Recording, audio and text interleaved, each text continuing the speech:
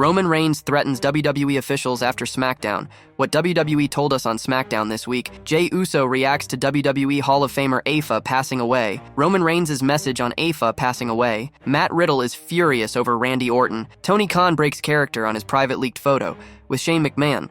A major update on post-WWE plans for MVP and Bobby Lashley. Big E is hopeful of an in-ring return. Let's dive right in. What WWE told us on SmackDown this week. WWE delivered an exciting SmackDown this week that saw Roman Reigns overcome by the new bloodline for the first time since he returned at SummerSlam. Additionally, the episode set up 3 huge championship matches for the coming weeks. Triple H used the best names at his disposal to craft interesting plots and dropped hints at what to expect on the blue brand ahead of Bash in Berlin. Here, we look at what WWE told us on SmackDown this week. So, without further ado, let's begin. Number 1. Roman Reigns meets the same fate as other top heels. One of the most common storytelling traits in the Triple H run creative has often seen former heels face the consequences of their past actions. Roman Reigns was an untouchable big bad villain on the blue brand as the head of the table and successfully haunted Solo Sikoa-run bloodline after returning at SummerSlam. However, the new tribal chief got his lick back on SmackDown this week. He crossed paths with Reigns once again, only this time, the latter fell victim to a blindsided attack by Jacob Fatu. For the first time since his return, Reigns was left all alone, battling the monster he created, paving the way for a possible massive reunion down the line. Number 2. Huge setup for Jey Uso's massive return next week. Jey Uso has not appeared on WWE SmackDown since right after WrestleMania, when he was attacked and kicked out of the group following his loss against Jey Uso. The former Bloodline member could make a triumphant return when Jacob Fatu and Tama Tonga put their WWE Tag Team Championships on the line. This week's episode saw the Street Profits defeat DIY in an incredible match to earn their title shot. They will challenge the Bloodline for the gold next week on the blue brand, where Roman Reigns will likely appear to facilitate a title change. However, if the numbers advantage racks up against him again, Jey Uso could be the one to return and save his former tribal chief. With revenge on his mind, Jimmy, a former 8-time tag team champion, may ditch the funny guy gimmick and return with the serious objective of destroying Solo Sikoa and the new bloodline. Number 3. No rush for Money in the Bank cash-in. The latest episode of WWE SmackDown marked Nia Jax's first appearance on the show since winning the WWE Women's Championship at SummerSlam.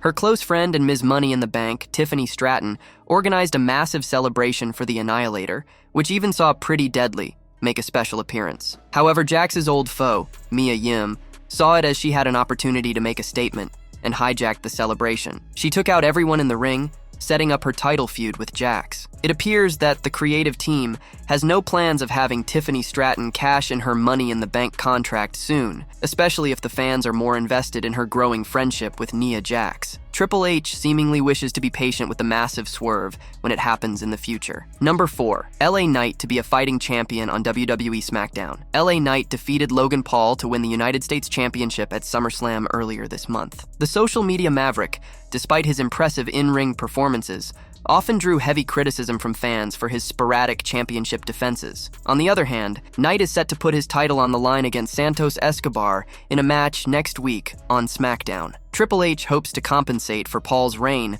by presenting Knight as a fighting champion on the blue brand with regular title defenses against top names. Number 5. Massive risk with the Undisputed WWE Championship feud. Cody Rhodes proposed he wished to defend his Undisputed WWE Championship against Kevin Owens at Bash in Berlin, which the latter hesitantly accepted. This week, KO locked horns with Grayson Waller and defeated him, only to be blindsided by Austin Theory post-match. This saw Cody Rhodes run to his friend's defense, making an interesting dynamic ahead of their match. Many have speculated that this feud could see Kevin Owens turn heel with a gradual shift in his character. Until then, Triple H seems to be taking a risk with a feud between 2 top babyfaces. It is undoubtedly new, and the superstars involved can pull off a good narrative by portraying complex characters as we inch closer to Bash in Berlin.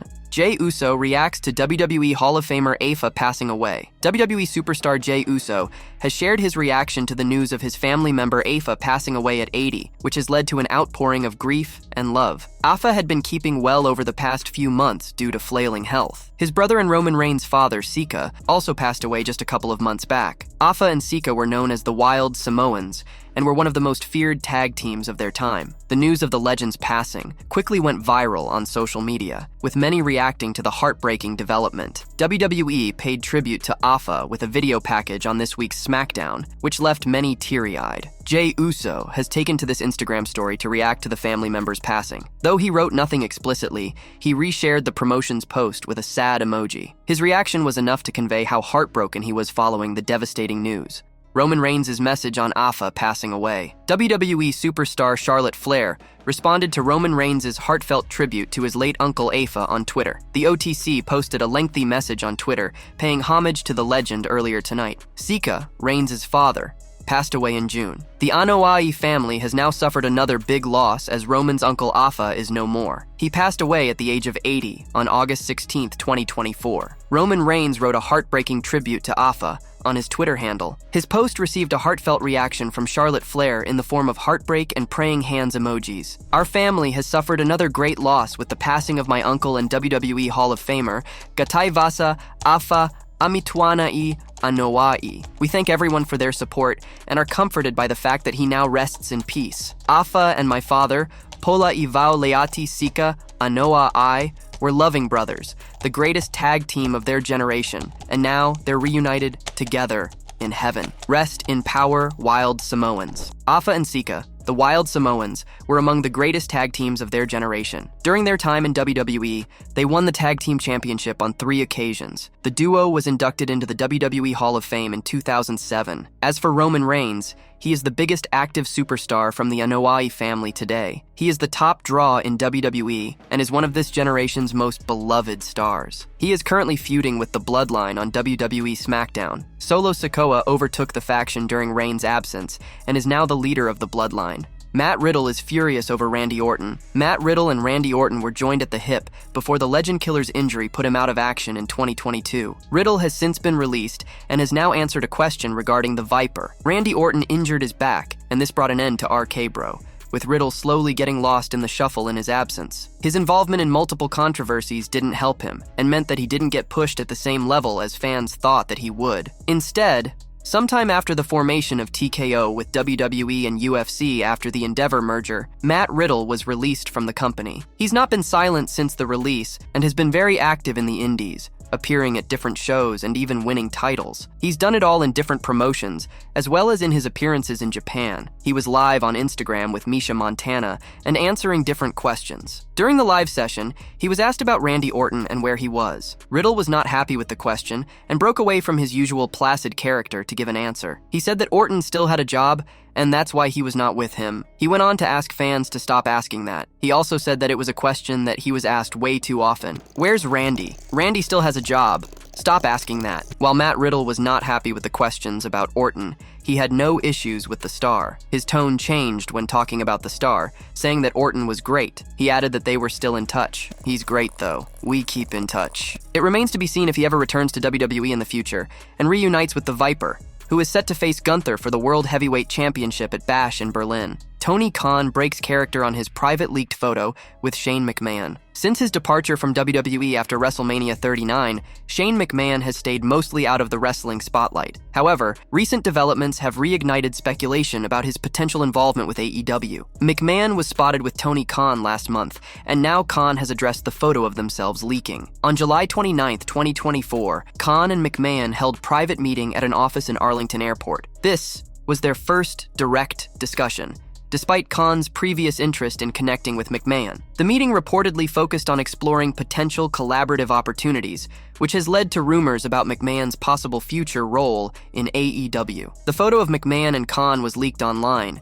and this ended up becoming a huge topic of discussion. While speaking to The Le Batard Show, Tony Khan was asked about the photo leaking and who was responsible for it. Khan mentioned that it was likely someone working at the airport. They were having a nice chat in the airport lounge when someone walked in, seemingly distracted by their phone, and accidentally captured the moment. Khan explained that it wasn't a clandestine meeting, just a friendly conversation. He noted that he had heard many good things about McMahon, they have mutual friends, and since they were both in Dallas, they decided to meet up at the airport. Khan found McMahon to be a very respectful and respectable person, and enjoyed their talk. I think somebody who works at the airport, we were just talking in the airport lounge, having a really nice chat, as the photo kind of evidenced, and somebody just walked in kind of like they were on their phone and oops, sorry, and then walked away. I think that's probably what it was. It wasn't like that slick. But also, it's not like a top secret thing. I just wanted to have a nice conversation with him. You know, I've heard a lot of nice things about him. We have a bunch of mutual friends,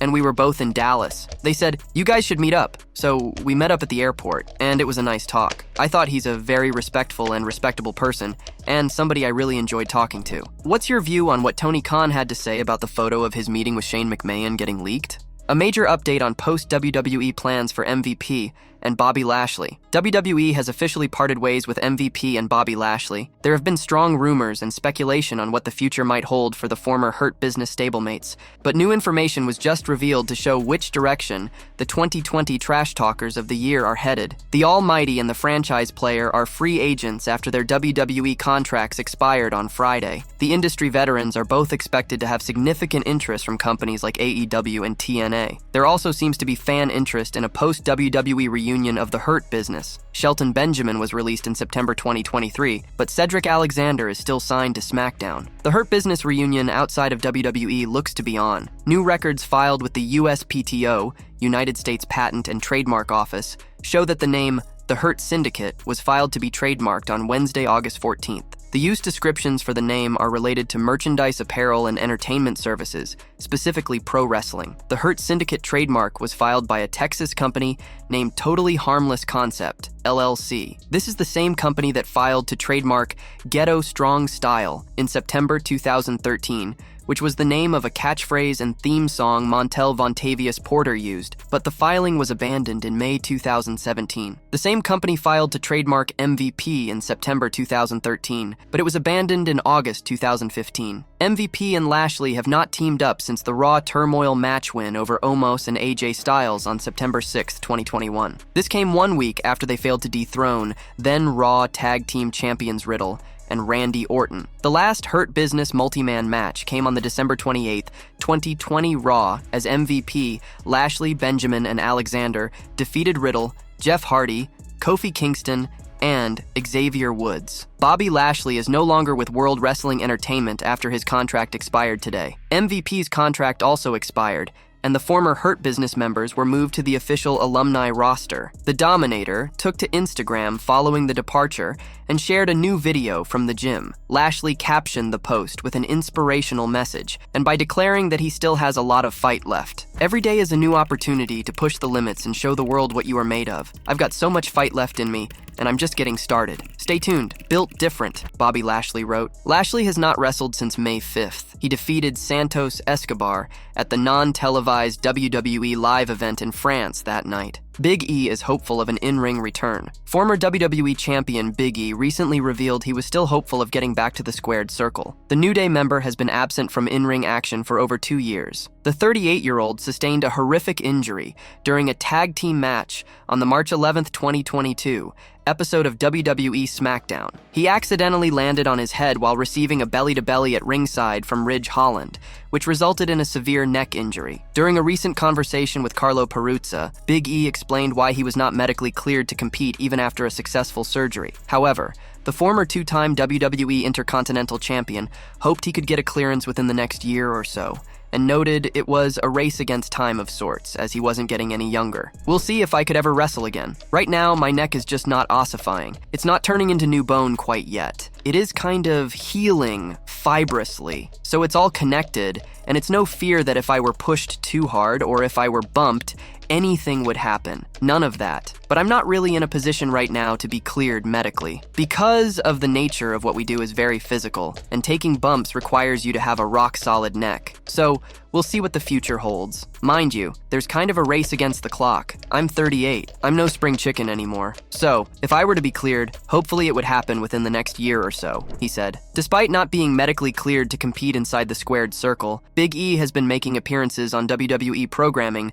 during premium live events. The multi-time former tag team champion has been part of the pre- and post-show panels. Later in the same interview, Big E stated he was enjoying his current broadcasting role. He mentioned he would be heading to Berlin for the upcoming PLE. The former Money in the Bank winner added he was focusing on his present role until he received the medical clearance to wrestle again. I'm really having a great time on these countdown shows. We're doing pre-shows and post-shows for all the PLEs. I'm headed to Berlin very soon, but it's been fun. I've really enjoyed this new role, this current role, and if an opportunity in the ring opens up, then we'll address that. But for right now, my focus is on the broadcasting side of things, he said. It remains to be seen if and when Big E can make his much-awaited in-ring return. Roman Reigns threatens WWE officials after SmackDown. SmackDown in Orlando didn't end well for Roman Reigns. Just a 6.5-hour drive away from his home in Pensacola, the Tribal Chief was given a beating like never before. After SmackDown went off the air, he hilariously threatened a WWE official. This week on SmackDown,